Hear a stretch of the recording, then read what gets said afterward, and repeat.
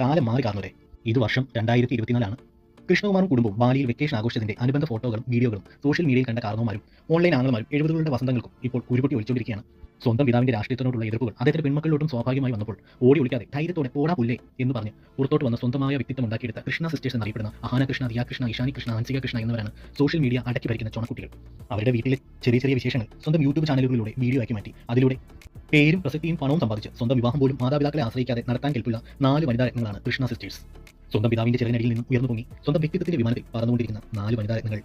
സ്ത്രീ എന്ന സീരിയലാണ് ശ്രീകൃഷ്ണകുമാറിന് ജീവിതത്തിൽ ഒരു ബ്രേക്ക് ആയത്. അതിൽ നിന്നും കിട്ടിയ വരുമാനം കൊണ്ടാണ് അദ്ദേഹം വീട് പണി പൂർത്തിയാക്കിയത്. അതുകൊണ്ട് തന്നെ അത് വീടിന് ഇട്ടിരിക്കുന്ന പേര് സ്ത്രീ എന്ന് തന്നെയാണ്.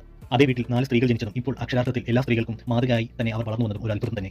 ബാലിയിൽ പോയ അഹാന കൃഷ്ണയും അനിയത്തിമാരും ബീച്ചിൽ അണിഞ്ഞ വസ്ത്രങ്ങൾ കണ്ട് ഇപ്പോൾ വസന്തങ്ങൾക്ക് ഇരിക്കപ്പുറത്തില്ല.